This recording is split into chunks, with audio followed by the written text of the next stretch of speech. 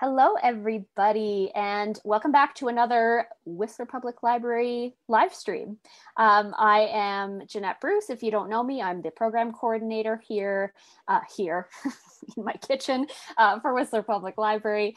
And I am really delighted to be hosting Bill Burnyeat again for another astronomy themed event. This time it is Stargazing in the Mountains, and it's sort of a beginner's guide to stargazing right here in Whistler. Now, before I proceed any further, I will start by expressing my gratitude that we're able to gather tonight on the shared traditional unceded territories of the Squamish Nation and the Lil'wat Nation. We're very lucky to live, work, and play on these territories. If you happen to be watching on Facebook and you are elsewhere in the world, or if you're here on the Zoom call and you're elsewhere in the world, we'd love to know where you're watching from. That's always really fun for us to know. So the way that this evening is going to work is that our presenter, Bill, will walk you through his prepared presentation. I think he's going to cover a little bit of everything. So I think we're all going to learn a lot tonight, but we will be taking questions. So if you're in the Zoom call, hey, I've already talked to you folks, but you know that you can use the chat box to ask any questions. If you are over in Facebook land, you can comment on the live video and we will get to your questions. If you are watching this and it's the future and we are no longer live, you are welcome to still ask some questions and I will pass them along to Bill and we'll try to answer them as quickly as possible. So with all of that out of the way, I am going to pass it over to Bill. Bill, please take it away. Okay, thanks, Jeanette. Well, I'm glad to be, although I'm in my kitchen too, somehow, but I don't want anyone to think that I'm a stranger to Whistler. I used to work in a mill up in, it was the Evans Mill up in Pemberton, and we would drive down to Vancouver after our shift sometimes. And there was a sign by the side of the road about where Alpine is right now. And the sign said, lots for sale, $3,500. And of course, we just laughed because two things: no one had $3,500. And also, why would anyone want to buy a lot way out in the middle of nowhere? So that, as you can see, that was a long, long time ago. Well, astronomy, that's the topic for tonight. There's a couple of different ways of thinking about it, but the most useful way of all is to think of astronomy as something that's happening on the surface of a large ball. Now, this is my celestial ball right here. It's got a couple of stars on it. The red and the yellow one are stars, right? And it's kind of like, well, it's two colanders put together. And in the middle, if I open it up, is the Earth. There's the planet Earth right there. So the Earth is in the middle of a large ball called a celestial sphere. It's really small compared to this ball, which is really, really big. And the ball rotates around in one day. As that happens, we see if you're standing on the highway looking south towards Squamish, then on your left-hand side, you're seeing stars coming up. That's this part moving up. And then on your right-hand side in the west, going down, the stars are going down. And this happens continually, going around and around. It's caused by the rotation of the Earth. But we don't see the Earth rotating. Instead, it looks like the sky is going in the other direction. So we have to get used to the fact that things are moving from the Whistler Blackcomb side of the highway to the other side, to like the Alta Lake end of things, and then going down over the hills on the other side. So they come up and they go down and travel across the sky. Now, it's easier to see something that's over the south because that's where the valley goes, and the east and the west are kind of mountain capped, so it's harder to see things rise up there.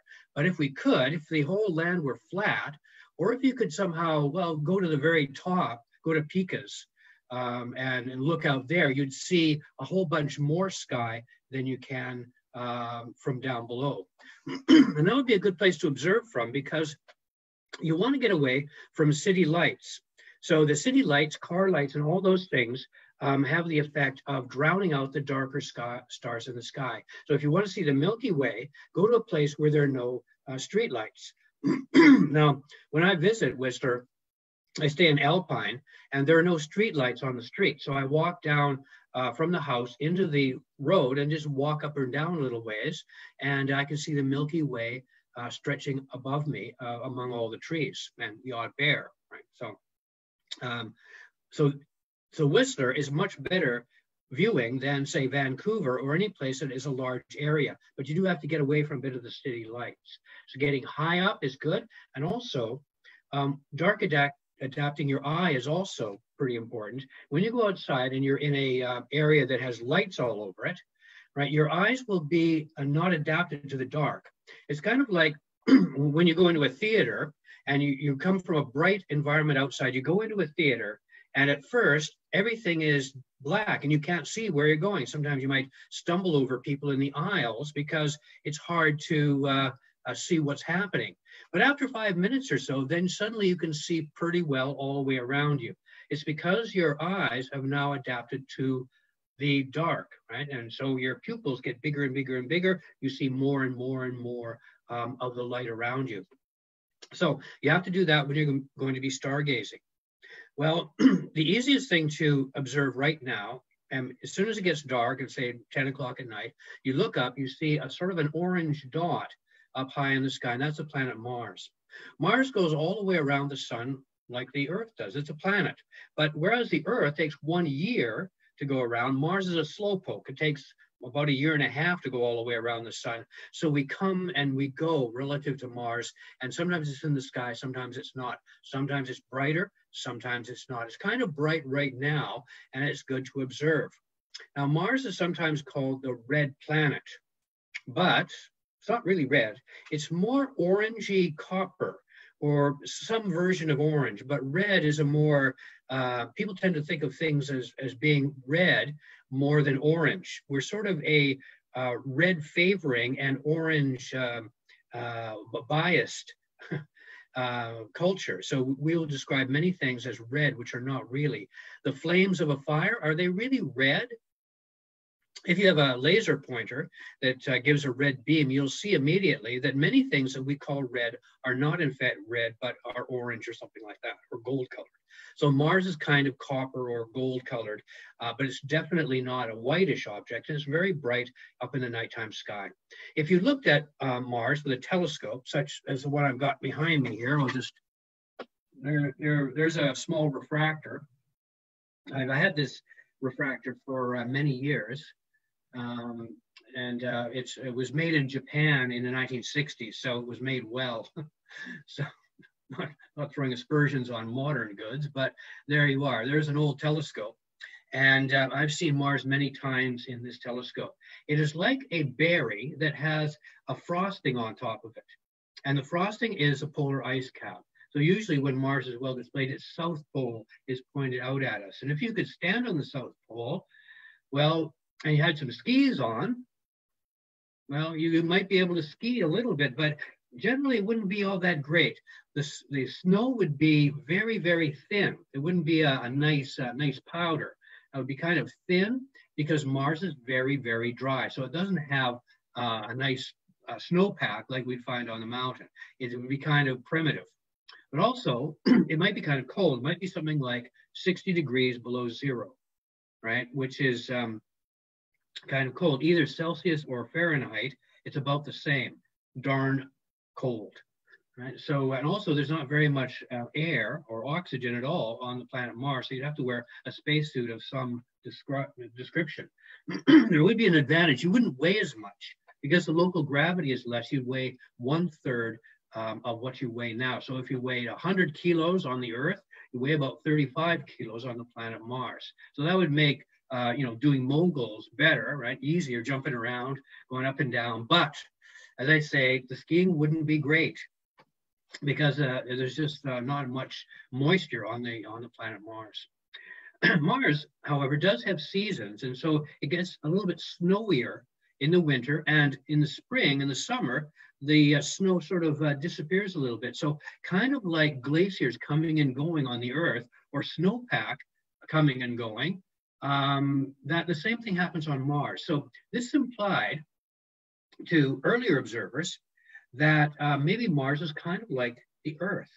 It has seasons, and then when telescopes were used to watch it, the reddish color of Mars made the eye much more salient to the opposite end of the color wheel, which is green. So anything that's slightly green showed up as very green. So Mars has grayish patterns on it, but those grayish patterns appeared to be green. And so it was suggested that that was vegetation. So now this, of course, has nothing to do with Mars. It's more how our eye perceives objects in space. So it's like the physiology of color vision is involved here. Something that has nothing to do with the stars or astronomy. Well, another thing happened was when you're looking at very small items that are very close together, right? Sometimes there's a tendency to draw lines between them. When we look up in the sky and see the Big Dipper, it's often the case that we draw in our mind a pattern between those stars, like a bucket and a handle. But a dog or a cow wouldn't do that, right? Only us. So we see patterns and we make patterns out of random chance. And this is what happened with Mars. It seemed that there was canals or lines on Mars, right? And those must have been made by intelligent creatures. But the lines really aren't there, and photography never showed them. Now, once a long time ago, I did an experiment. I had some grade 5 students, and I gave them paper and pencils, and I drew circles on this paper, and then I projected with a slide projector an image of Mars that was very small and on a distant screen. So it was a very tiny image of Mars, and it had no lines on it, just blobs. And then the kids, knowing nothing about this, were told to make a drawing of what they saw. And sure enough, the lines were there. The canals of Mars, they drew on there, even though there were none on the picture. So in other words, their minds were joining together disparate and meaningless patterns into a meaningful pattern, right? And so I got to that I could tell what they were going to draw ahead of time, lines, and also if there were features on the edge of that disk, the features on the edge would be pushed in towards the center. In other words, they exaggerated the centrality of features that were on the picture. So these have to do with how we make sense of the world around us. So we have to have this sense. We can't do without it. If we couldn't tell what was going on around us, you wouldn't know how to walk out of the room you're in and open a door, right? Because that would be pretty complicated if you had to work it out from scratch. So all of these things are kind of like mental templates which allow us to do things automatically. And so it is, sometimes this trips us up. I was out walking once in the woods and I looked ahead and I thought I saw a dog, but it turned out to be just a tree stump that had overturned and it looked like a dog. But I didn't know that until I walked up close. And I noted that my tendency to think of it as a dog was not influenced by the fact I was getting closer and closer until it was very close. In other words, my mind was kind of hoping that this would be a dog, even in the evidence of undogness in that stump, right? And so this is called sometimes cognitive dissonance, right, by psychologists, people like that. I'm not going to get into that, but anyway, you know what I mean? So we can, our minds can lead us astray with these drawings, and that is how the Martians appeared. So modern devices like cameras, spacecraft, and things like that find no evidence of Mars, in spite of what it says on the internet. And there are just no Martians around and don't seem to ever have been. But we still think of, when we think of Mars, we think of life on Mars. It just sort of naturally comes about. What we don't think of is that this has come about through sort of misunderstandings and misjudgments going back more than 100 years. But so conservative are we when we look at the data that we can't get this out of our minds. There must be life on Mars somewhere. If we find it, get another spacecraft that costs more money and go there and look around and so on and so forth. But we never think about life on Jupiter or life on Neptune. And we never think about that. Only life on Mars. But I just wanted to going to disappoint us if we're thinking about that all the time. Well, Mars, as I say, is the main thing in the sky. But what else? Well, the moon goes around the sky in the same general area that Mars is. So every month, the moon comes by and laps the planet Mars. So a couple of days ago, you could have seen them very close together in the sky, and looking like a piece of the moon had fallen off and was sitting close to it, the planet Mars. It'll do that again in about another month or so. The moon will go around and once again confront Mars. Now, what do we see in the nighttime sky? Well, remember our bowl. Supposing the bowl could give loose of all of its stars. Actually, one of them has fallen off, but all of the stars on it were projected downward. If I make a circle underneath that and turn the circle on its side, we see this. So this funny looking thing is a map of the stars. Now the circle on it that's black, that is our horizon. So that's what we see. And the part that's outside the circle is below the ground, behind the mountains or behind the local horizon. And as I turn it, right, we get different times and different seasons. So I can turn it around. The hours of the day are here, and I'm turning around to different months so we can see different objects in the nighttime sky. And right now, in the nighttime sky, there's the planet, or the star Vega is high up in the sky, sort of in the west, but going down a little bit. And below that is Altair, and then high up above it, the stars Deneb. They form a triangle in the sky. And as they move, then they're replaced by a square called the Great Square of Pegasus. So it's 4 stars that are in a kind of a box. And one of the arms of that box is the constellation Andromeda.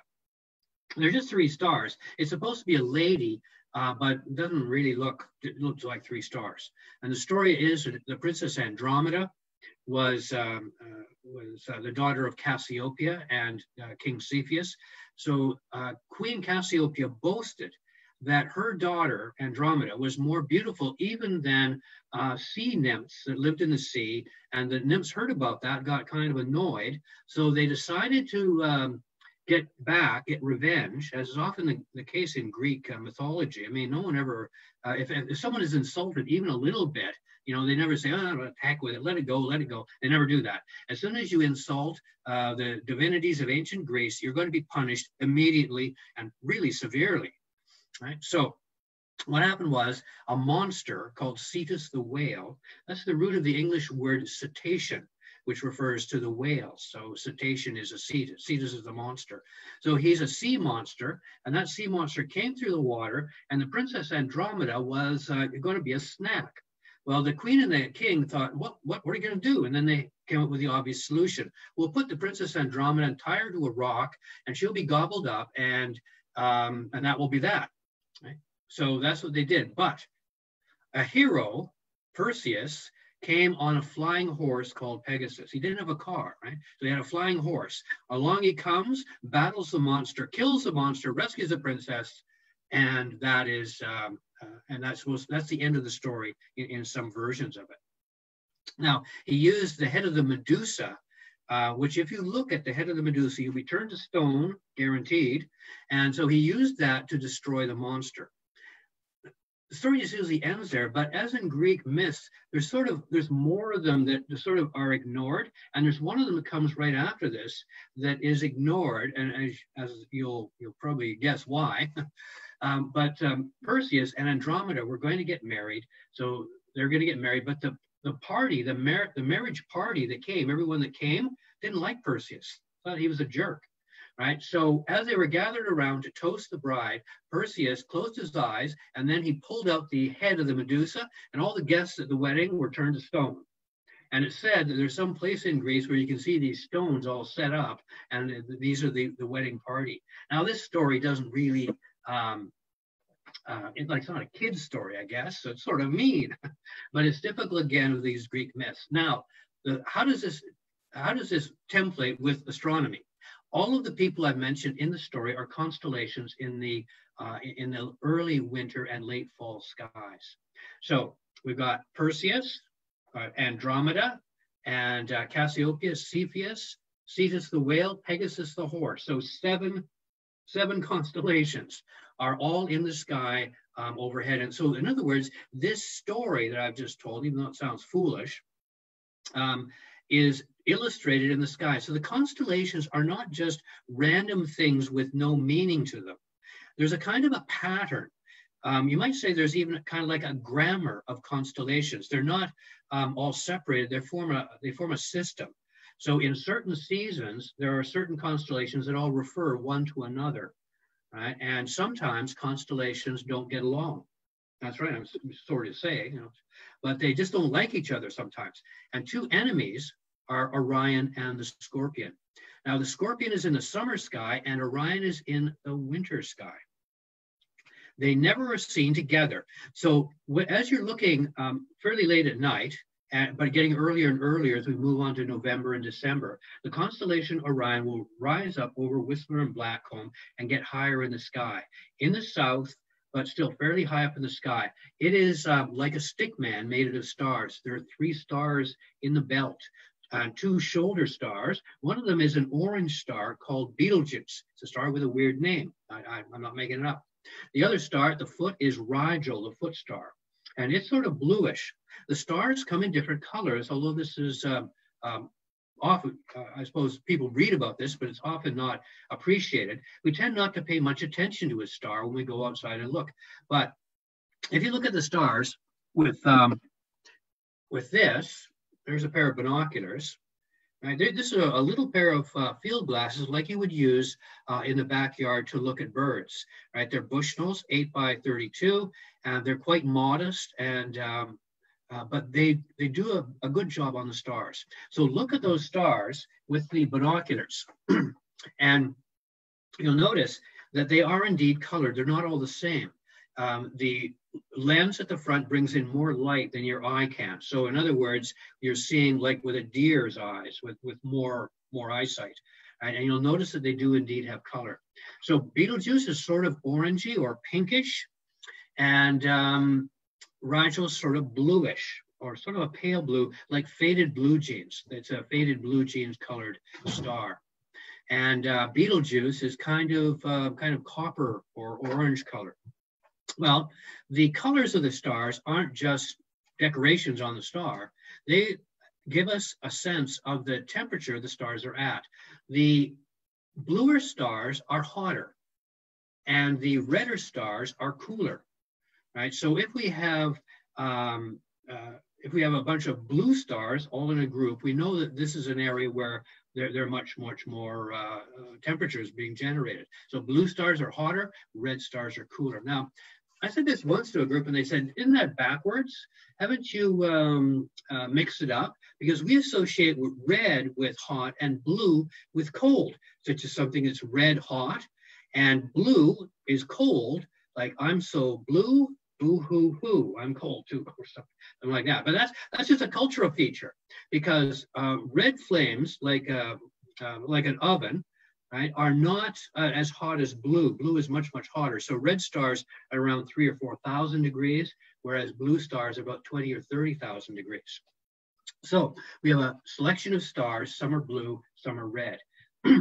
The amount of light that is output by a star is dependent on its temperature, right, to the 4th power. So if the stars are blue, they show up a lot better than the red star. So we shouldn't see very many red stars, and yet we do.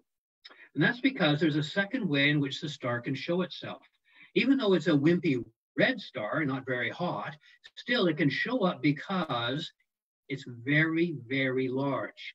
So Betelgeuse and these and other stars that appear red to the unaided eye, or in a pair of binoculars, they are very, very large. So if you see a reddish star, you're seeing a giant star much bigger than the sun. If the sun were at the distance of the stars of Orion, it wouldn't be visible even with a small telescope, because those stars are much more luminous than the sun. It's true the sun is the brightest thing in the sky, but that's because we're next door to it. If we could see the sun from the distance of just faraway stars, it wouldn't seem to be very significant or different than just a faint star in the sky like that. Well, so a few of the things that we can see if we are attentive to the constellations are, I mentioned the constellation Perseus. Well, Perseus, right, he's like a pointy headed guy, right, coming up in the north and in the east. So northeast, right, in the direction of the wedge, right, northeast, up comes the constellation Perseus. And if you follow his pointy hat, right, up a little bit, you'll find there's two little fuzzy patches of light, and those fuzzy patches of light are what's called the double cluster. That's an easy to see object. The unaided eye sees it as a kind of patch, but binoculars show it's made of stars. So these are two stars in the star clusters in the nighttime sky that are highly visible. If you look at each one of the double clusters, one of them has more red stars than the other one. And the presence of red stars gives us the age of the star cluster. In other words, the more red stars, the older the star group. So one of them has got more red stars, it's older. The other one has less, or I can't see any, in fact, then it must be younger. So in this way, the relative ages of objects are worked out. Now, to tell the absolute age, in other words, how old it really is in years, that's much more complicated, but that can be done too. Well, now, I mentioned a little bit about binoculars. Telescopes aren't really needed to get started into astronomy. A good pair of binoculars, a couple of books that give observer's guides and things like that. The best place to find these is in the library, because the library has a larger selection of these types of things than an individual can. If you have an observer's handbook, that's a handy thing to have. I've got one over here. This is the observer's handbook of the Royal Astronomical Society of Canada. Right? They put out one every year, and it gives a rundown on what's happening in the nighttime sky. So you can find out on a daily basis what's going to be going on in the sky. So the observer's handbook is sometimes seen on news shelves and can pick it up, or in other places you can borrow someone's or check it out.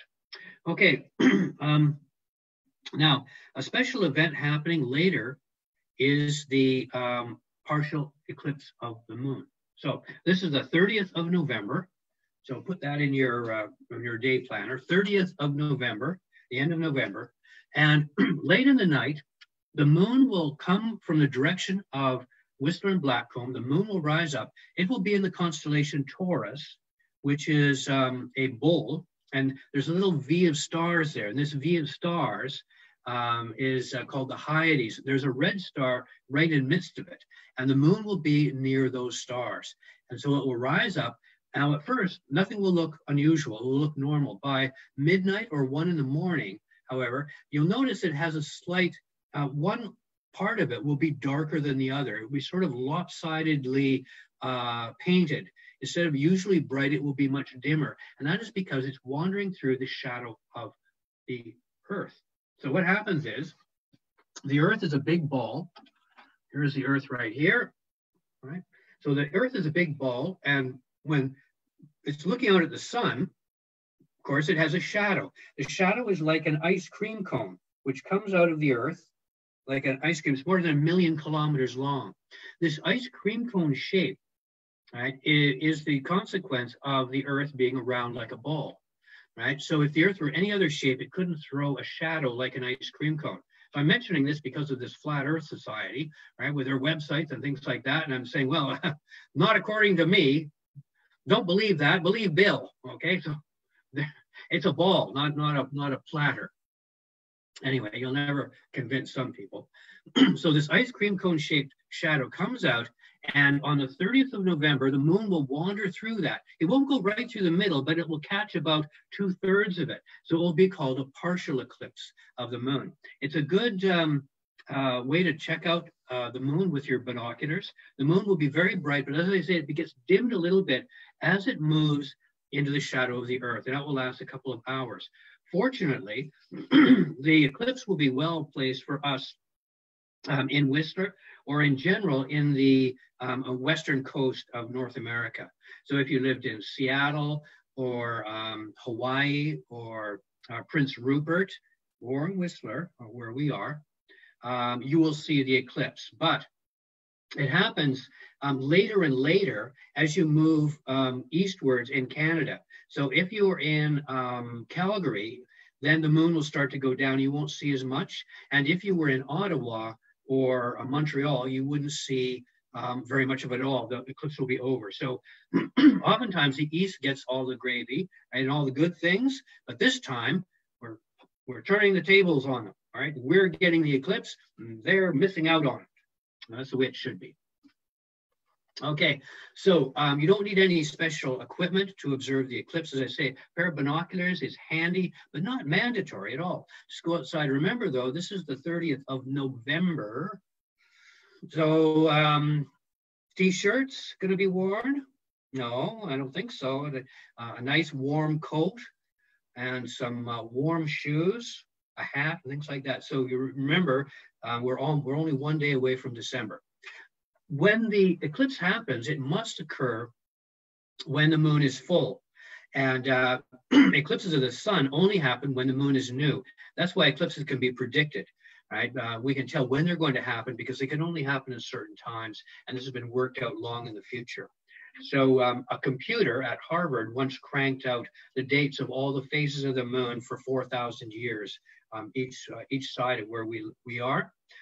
For the use of historians to tell what the phase of the moon was in various events. Earlier in the year, a few months ago, there was another special event, and that was a comet, Comet Neowise.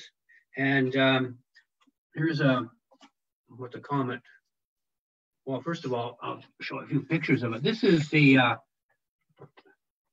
what the comet looked like. And I think this picture over here was taken in the lower mainland. I think those are our mountains there.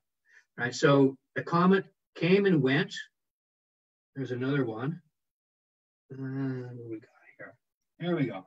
So there's some more comet pictures. So the comet is a block of ice that is liberated from its deep freeze and comes flying in towards the sun and goes around and then pops out again. So the comet has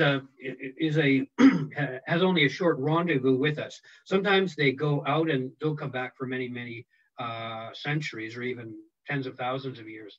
The most famous comet is Halley's Comet, which comes back on a 76-year interval. So last time being 1986, which I happened to see. I only get to see it once.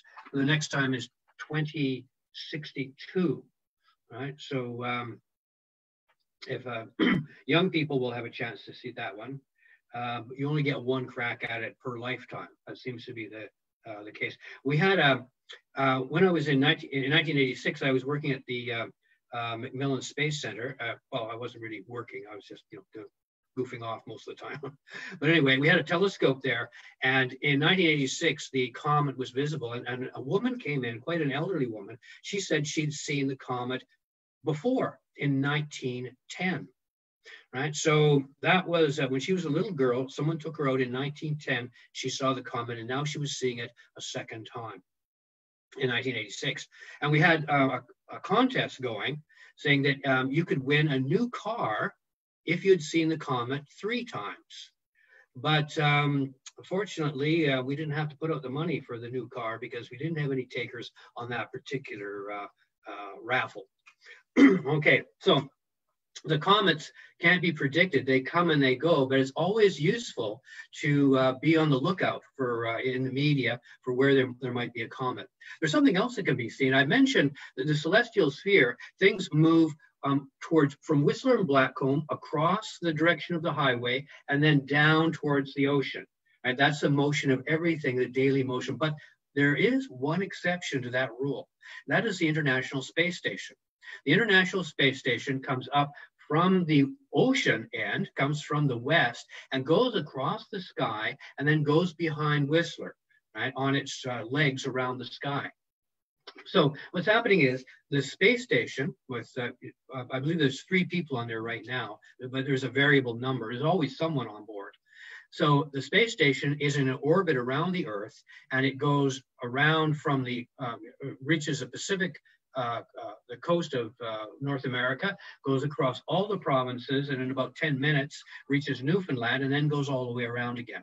So if you look at a calendar where it shows when this is going to happen, and there's a lot of them, like Heavens Above is a good one. That's a website, heavensabove.com. Go there, and it will, and just plug in your position, and it will give you predictions when the space station is going to come around. They're accurate right to the minute. Now, the space station goes all the way around the Earth in 90 minutes and then comes back to its beginning point. So what I often do is when I see it, I note the time, and then I come back in an hour and a half, and it comes back a second time, right? Because it's gone all the way around the Earth in the time it takes a movie to show, and then comes back again on another leg of its trip around and around and around. So that's something to watch. The space station looks like a bright star, and it's kind of yellowish. And it's yellowish because it shines only by reflected sunlight. So it's strongly yellow.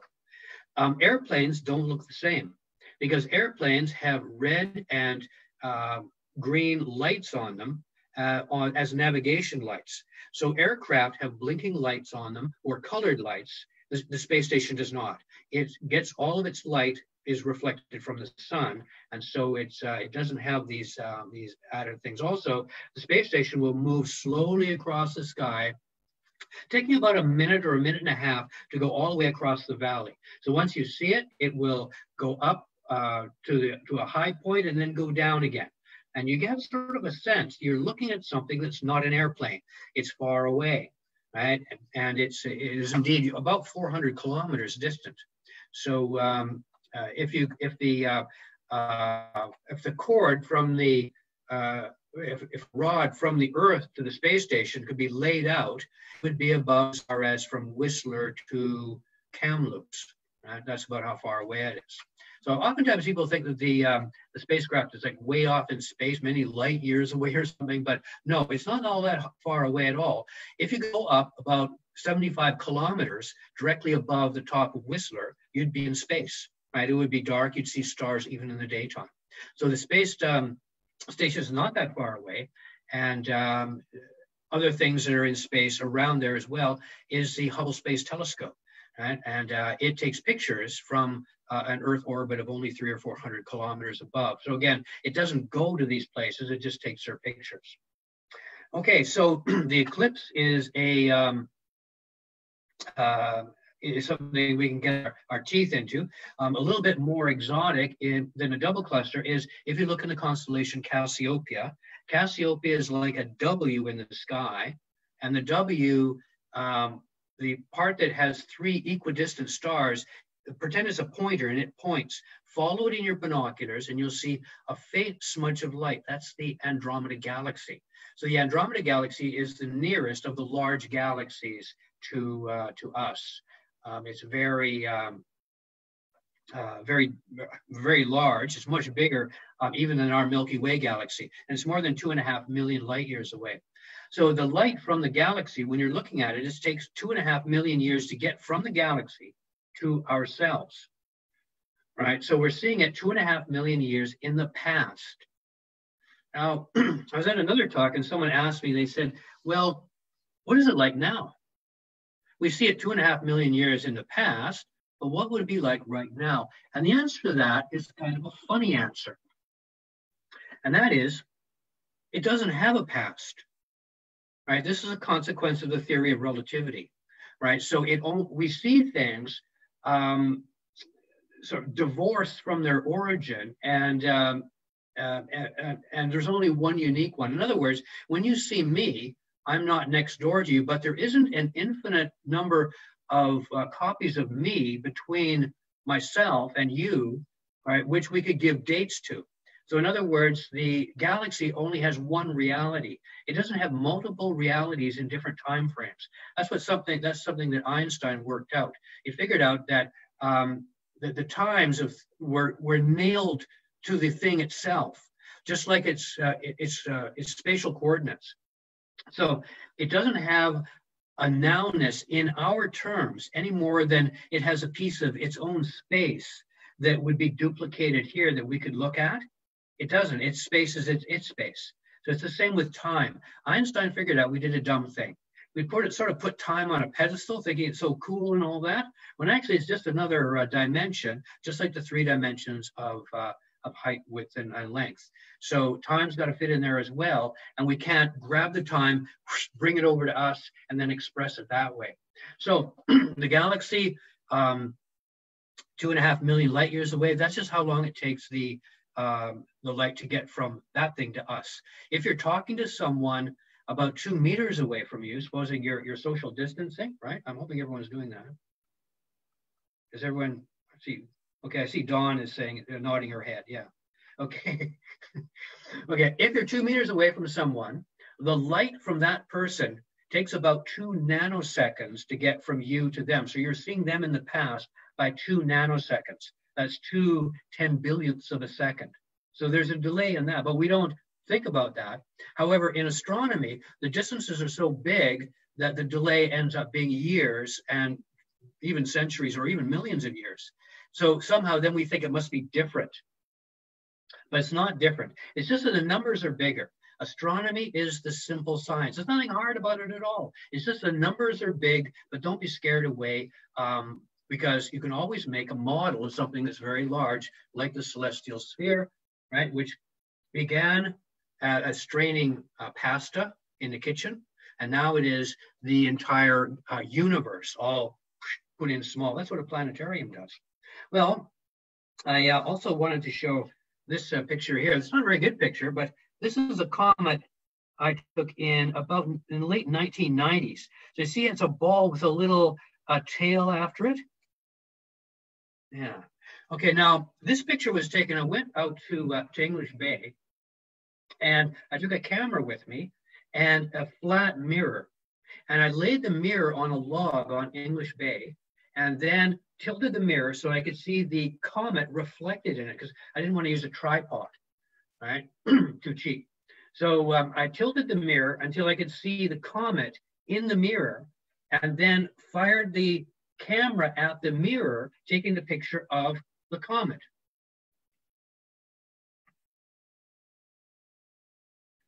Right, so it's that simple.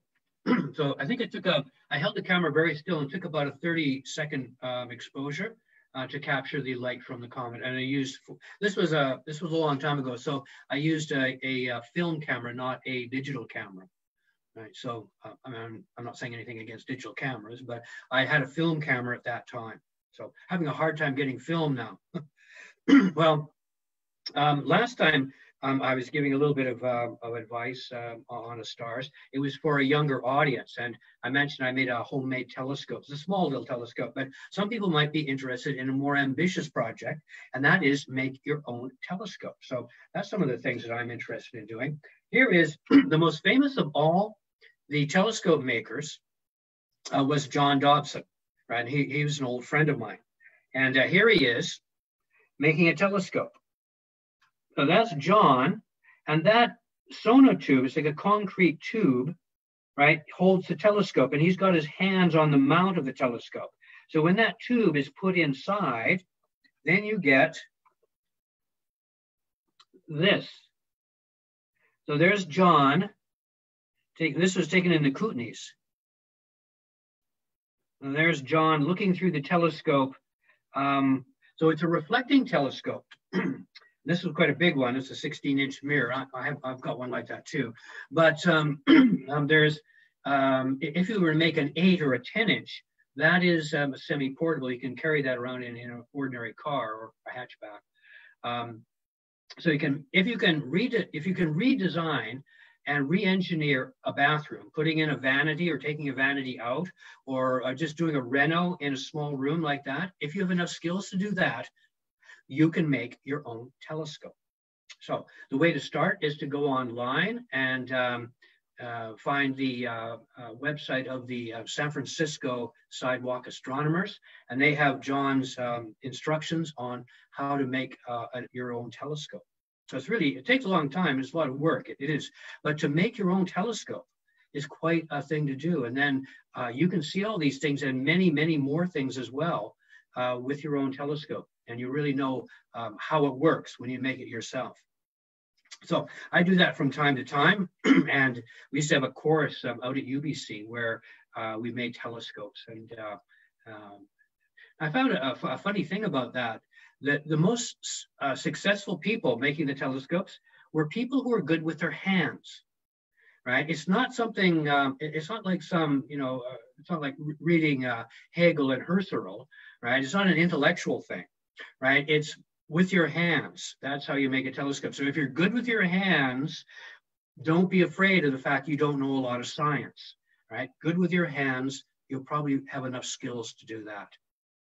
Well, Jeanette, I was wondering if we had any questions, or how are we doing? Well, I will hop in and remind everybody, whether you're watching on Facebook or you're watching here on Zoom, you are welcome to submit questions. If you're on Zoom, you can use the chat feature. And if you are over on Facebook, you can comment on the video. We've gotten some very nice comments on Facebook, but sort of just, hey, I'm here watching. So we've got some friends on Facebook. If you're ready for questions, Bill, I have some of my own. Okay. Yes, go ahead. And before I ask you my questions, I will mention to both of our audiences a reminder that Whistler Public Library has a telescope and a pair of binoculars that we lend. And so if you're interested in that, they're very easy to find. If you go to our website and go to the search bar, if you search telescope, then you will find the telescope. And if you search for binoculars, then the binoculars will come up. Bill, you've serviced our telescope for us in the past. So thank you for that. But it still works. I'm hoping it's in good shape now. It had a break, obviously, this spring when we weren't lending items like that, but we are back to lending our telescope. Now, Bill, while we wait and see if any questions roll in from our audience, I wanted to just double check something that you mentioned before the session started to me. Now, and am I getting this right? So during the partial eclipse at the end of November, Mars will be easier to see. Is that what you said? Yes, it will be. It will be not far away. However, there is a way to get mixed up. It's easy to get mixed up, and that is the moon, when it's being eclipsed, is right near the star Aldebaran, and that star is an orange star, so it looks like Mars. But Mars is the one to the right, and it looks a lot brighter. So if you see the red object near the moon, that's a star Aldebaran in the constellation Taurus. But the planet Mars is much brighter and a little bit further away. Gotcha. And you were saying that it's because there's less light on the moon, so it's not. You can explain it. I'm not the one to explain that. When the moon is being eclipsed, it isn't enjoying all the light it usually gets from the sun because it's in our shadow. So the moon will look sort of. It might look sort of pale gray or sort of copper color or reddish, but it will look a little bit unusual because of this eclipse. However, the one edge of it will escape the eclipse and will be outside. So that's why it's called a partial eclipse. In a total eclipse, the whole moon is immersed in the shadow of the Earth. But in this partial eclipse, it just escapes a little bit. Goes around and around in a complicated cycle, and it just happens to miss being a total eclipse this time. But yet, it's still a very good one because 80% of the moon will be hidden by the shadow. Very good. We do have an audience question here. Okay. And this is involving a very particular celebrity's technology. So, are Elon Musk's satellites visible to the naked eye? And if so, are they in a formation together that you could recognize? Well, apparently, yes. I haven't seen any, but these are communication satellites in low orbit. Right? So they're visible as a kind of a swarm, but I haven't seen them myself. And I think that there's some talk that the satellites that are going to be launched after this will be darkened so that they won't be visible. Because the problem with their visibility is that if people are taking pictures of the nighttime sky, then the satellites will go over and shine in the camera. So you get these streaks through the photographs.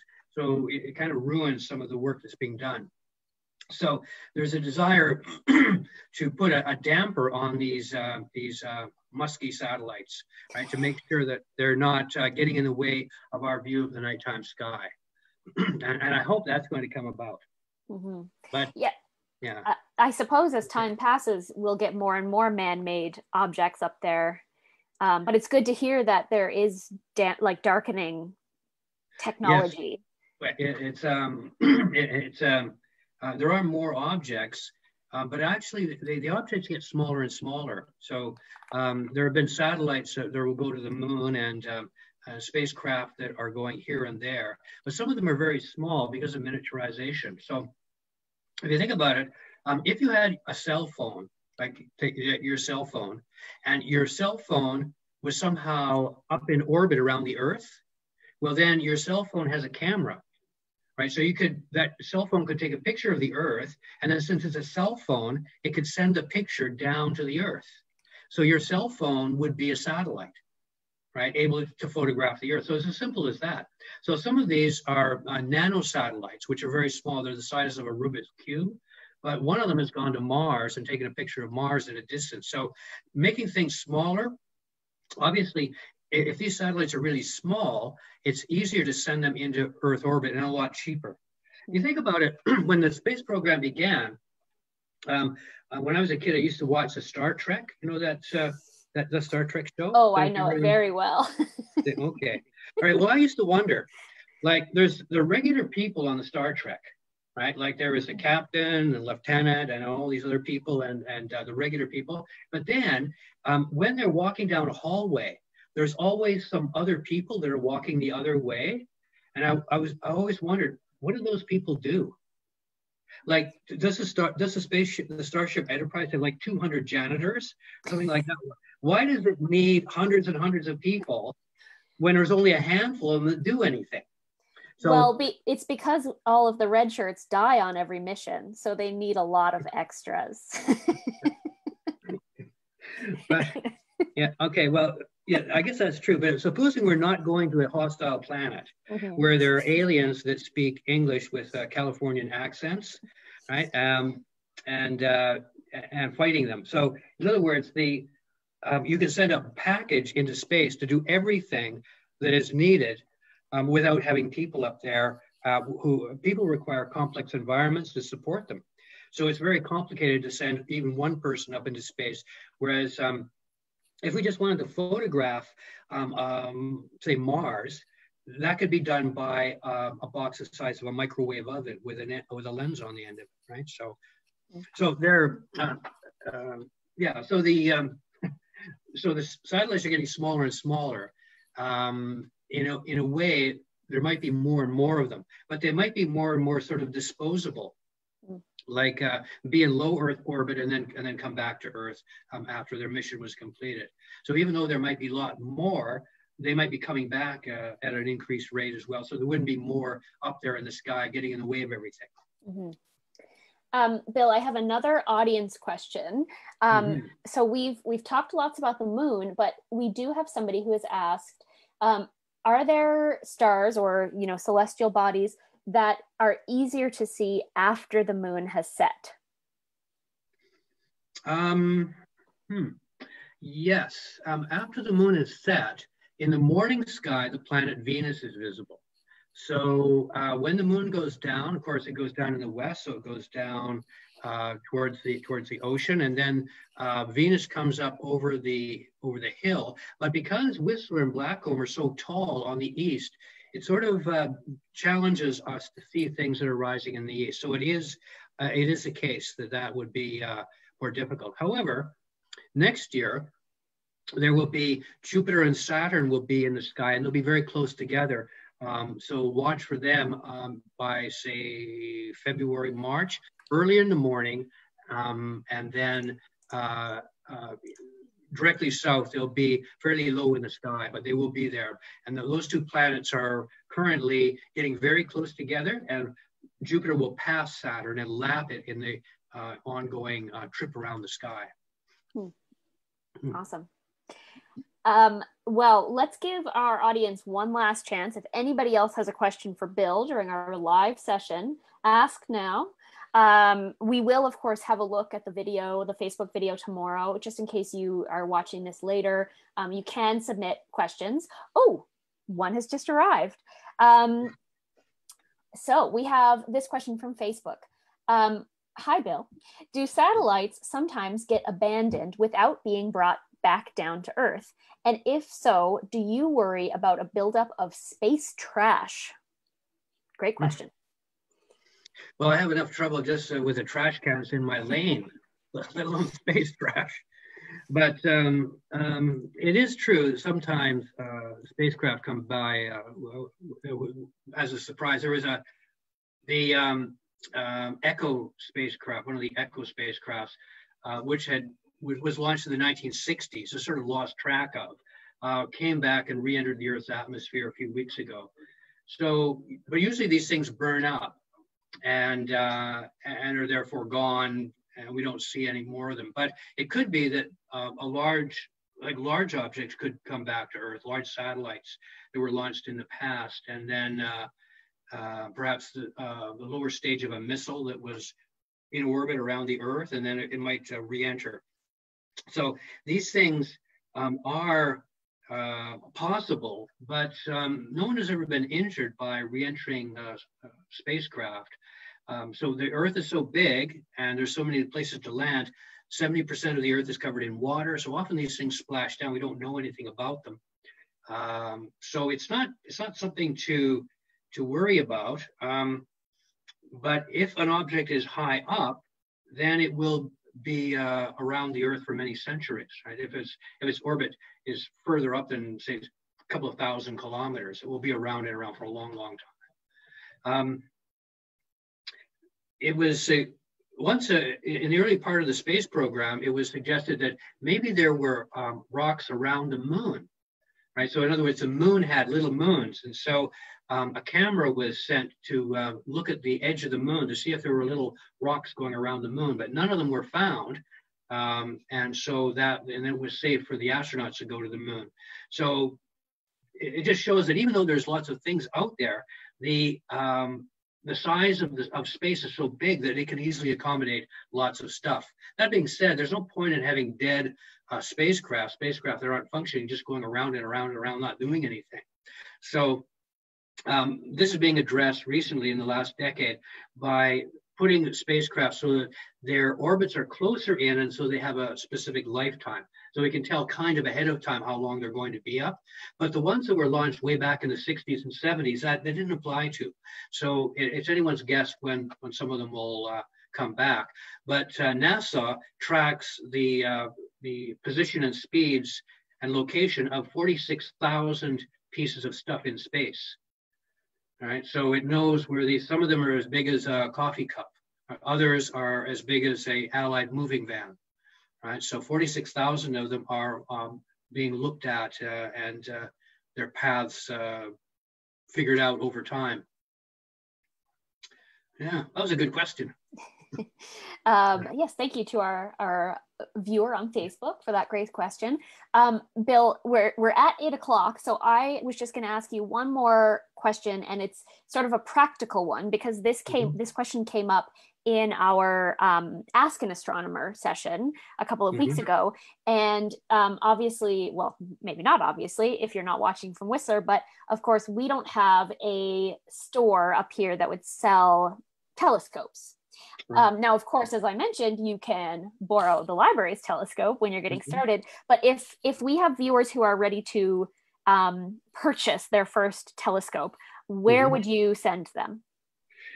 Well, I guess there's a Markarian Optics is on Kingsway at night. And that's the only telescope store in the Lower Mainland.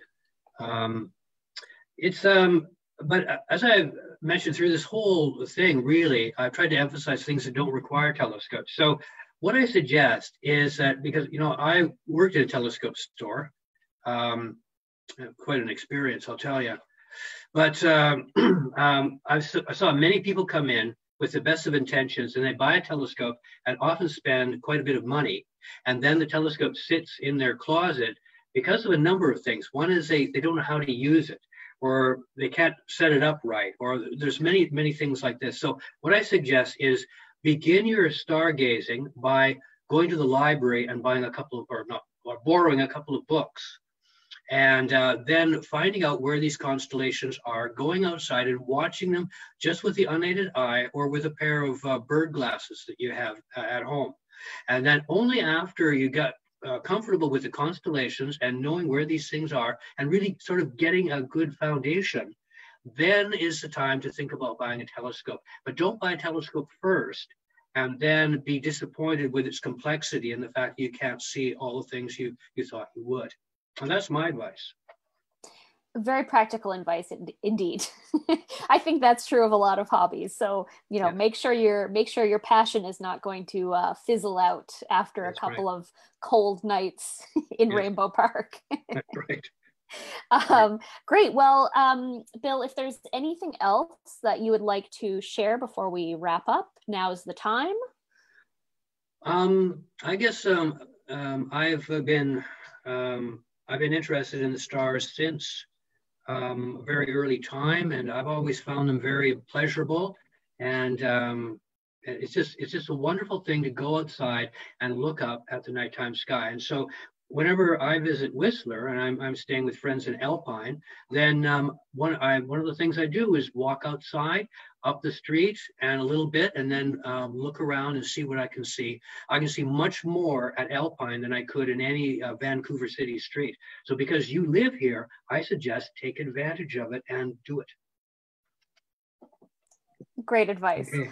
I always I live in Alpine, and there's no light on our street, and quite often you know, at night everybody turns their house lights off as well, and so our driveway is actually a perfect place to see some stars. So that's right. Right. Yeah. Whistler folks, get out there and look at some stars. All right. Well, that wraps up our event for tonight. Thank you again, Bill. It's been great to have you back. And for those of you who want more of Bill, our other video that we filmed 2 weeks ago, Ask an Astronomer, is still available to watch. You can find it on our YouTube page or our Facebook page. So you can check that out. There's some different content in there, so you might, you know, learn something that you didn't expect to. And I will mention, I'll plug another library program because that's what I do.